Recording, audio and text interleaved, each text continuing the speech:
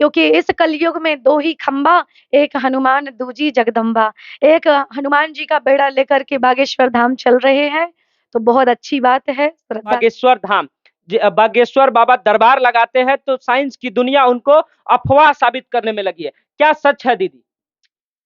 ऐसा कुछ नहीं है और वो कुछ गलत नहीं कर रहे हैं। अभी तक तो जो धर्म के प्रति समर्पित नहीं है, उनकी अभी तक तो वो ठठरी ही बाँधते थे, लेकिन अब उनकी गठरी भी बाँध करके फेंक रहे हैं और वो अच्छा कर रहे हैं। मेरे ईश्वर मेरे दाता ये प्रिया माँगती तुमसे, युवा पीढ़ी संभल करके विवेकानंद हो जाए। राजनीतिक लोगों को धर्म की बातों में अगर पता नहीं है तो पढ़ना की बेटी अपने आप को पापा की परी ना सम और अगर बनना है तो दुर्गा बनो, काली बनो। जो अपने मन में भाव रखता है आपको 35 टुकड़े करने का, आप दुर्गा बन करके उसी के 70 टुकड़े कर दो। जय हिंद दोस्तों, न्यूज सच से सच तक में आप सभी का स्वागत है।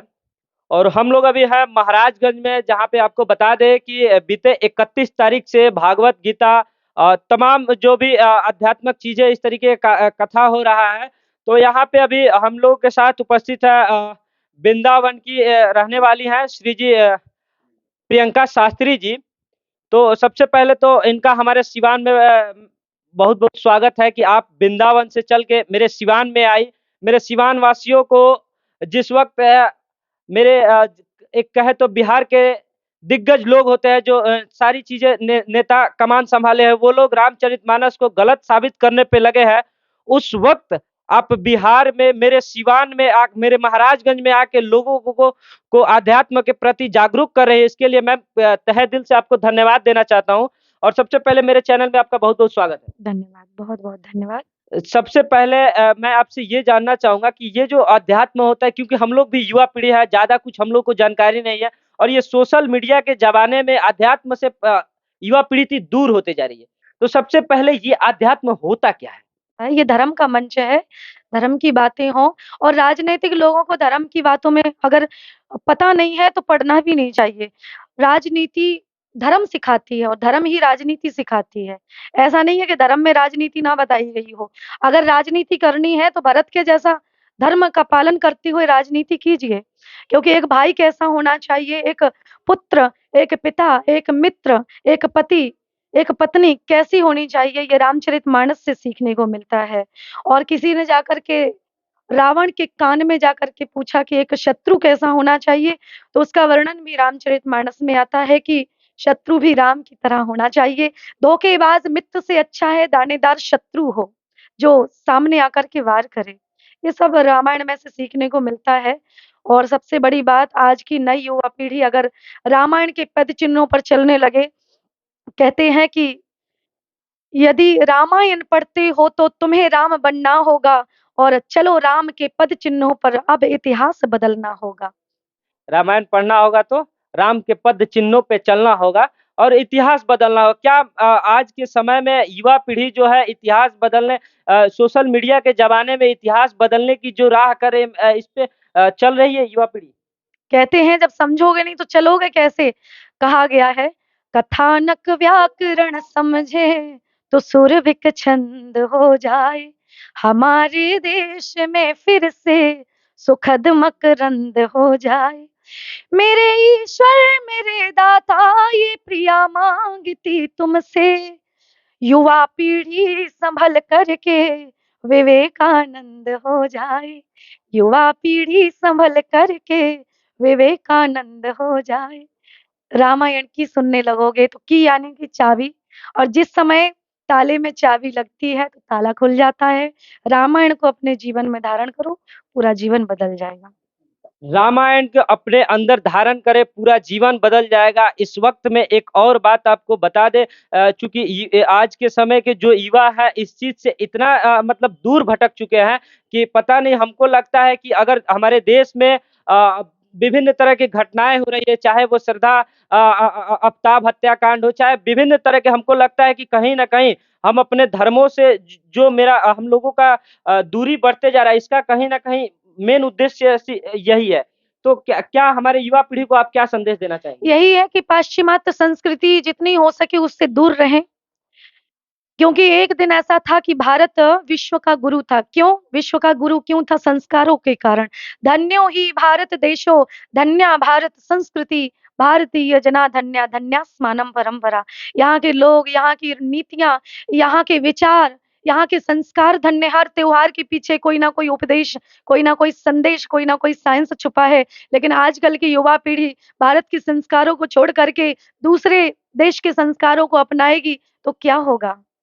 आज यही कहना है हमारे नई युवा पीढ़ी के बेटे और बेटियों से, इस भारत की भूमि पर बेटी की रक्षा के लिए, बेटी की मर्यादा के लिए, स्त्री के सम्मान के लिए, क्योंकि यत्र नार्यस्तु पूज्यन्ते रमन्ते तत्र देवता, यत्र तास्तु न पूज्यन्ते तत्रैवास्त्र फलक्रिया। जहाँ पर स्त्री का, बेटी का, नारी का सम्मान होगा, देवी को दुर्गा का स्वरूप माना जाएगा, कन्या को दुर्गा का स्वरूप, काली का स्वरूप, देवी का स्वरूप मान करके जिस समय पूजने लगेंगे, तब जाकर के ये श्रद्धा हत्याकांड जैसी जो सिचुएशंस हैं, जो ये कांड हैं, तब जाकर के रुकेंगे, तब जाकर के इन पर रोक लगेगी। जब आज की बेटी अपने आप को पापा की परी ना समझ करके दुर्गा का रूप समझे, तब जाकर के जहाँ पर भारत की भूमि पर बेटियों के लिए, स्त्री के सम्मान के लिए महाभारत जैसे युद्ध हो चुके हैं।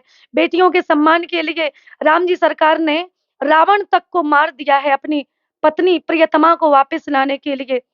तो कहने का तात्पर्य यही है कि चेंजेस हम में भी लाने होंगे। दूसरे की बेटी का अपमान हो रहा है तो लोग शांत होते हैं, लेकिन वो भी हमारी बेटी है। इस भावना को रख करके अगर हम दूसरे की बेटी की रक्षा करेंगे तो कल को हमारी बेटी तक वो सिचुएशन क्रिएट होगी ही नहीं, वो बात हमारी बेटी तक आएगी ही नहीं।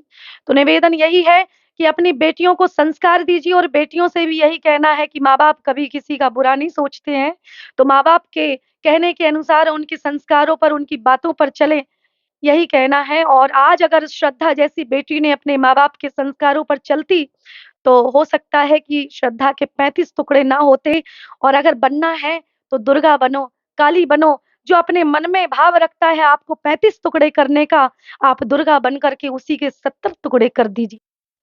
यही कहूँगी कि जो आप लोग दुनिया में घूमते रहती हो, इस देवता को पूजना, कभी उस देवता को पूजना, लेकिन सबका सार यही है। पद्म पुराण में वर्णन आया है कि सर्वतीर्थमयी माता सर्वदेव मया पिता, मातरम पितरम स तस्मात् सर्वयत्नेन पूज्यते। सब तीर्थ माँ के चरणों में है, सब देवता पिता में विद्यमान है, तो दुनिया में भटकने की ज़रूरत नहीं है।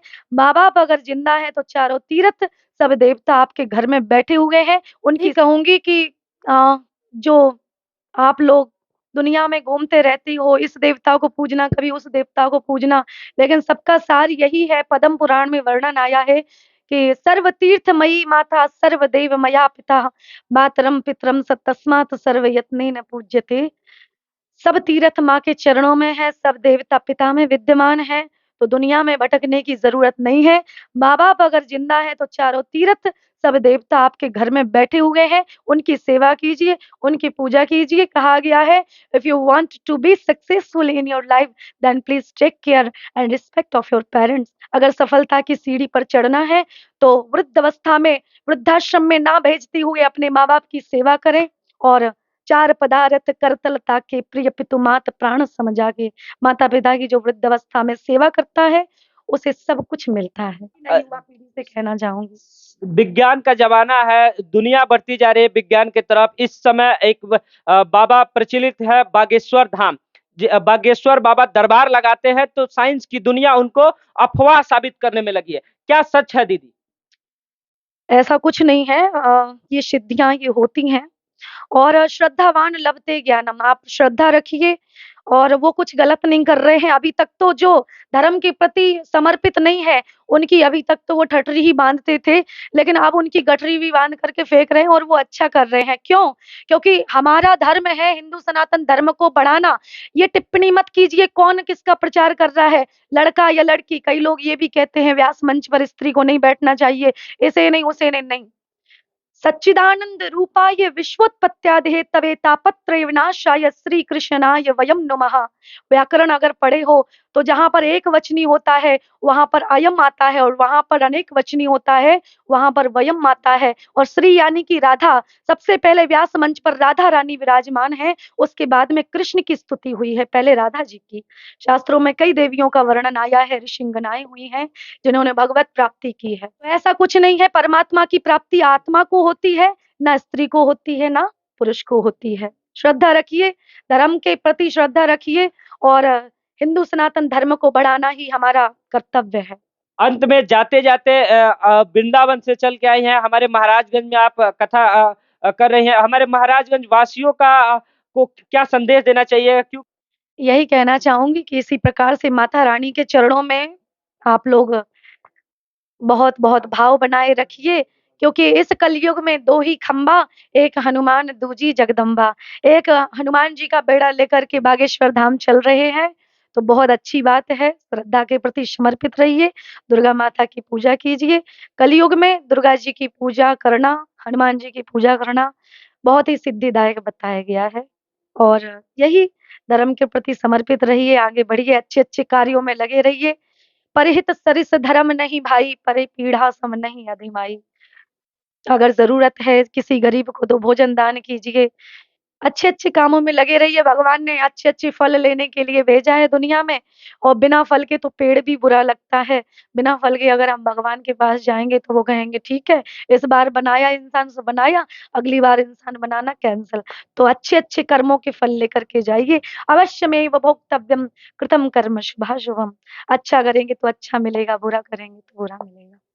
कहीं न कहीं इस कलयुग में कह दें तो अध्यात्म का ज्ञान हम सभी को बहुत ज़्यादा ज़रूरी है, क्योंकि अगर हम सभी को अध्यात्म का ज्ञान होता तो कोई मंत्री रामचरितमानस को गलत साबित करने पे ना लगता, कोई बेटा अपने बूढ़े माँ-बाप को अनाथ आश्रय में नहीं छोड़ता, और कोई राह चलती लड़की को कोई गलत नज़रों से ना देखता, इसलिए और श्रद्धा ताप जैसी घटनाएँ नहीं होती। तो इसलिए हम सभी को अपने अध्यात्म का ज्ञान अति आवश्यक होता है, बल्कि इनकी बातें और महाराजगंज वासियों का ये प्रयास, क्योंकि इस कलयुग में इतना अच्छा कार्यक्रम ये लोग कर रहे हैं, तो इन लोगों का प्रयास कैसा लगा आप लोग कमेंट करके जरूर बताइए। और वीडियो के अंत में सिर्फ और सिर्फ एक ही बात बोलूंगा, जय हिंद।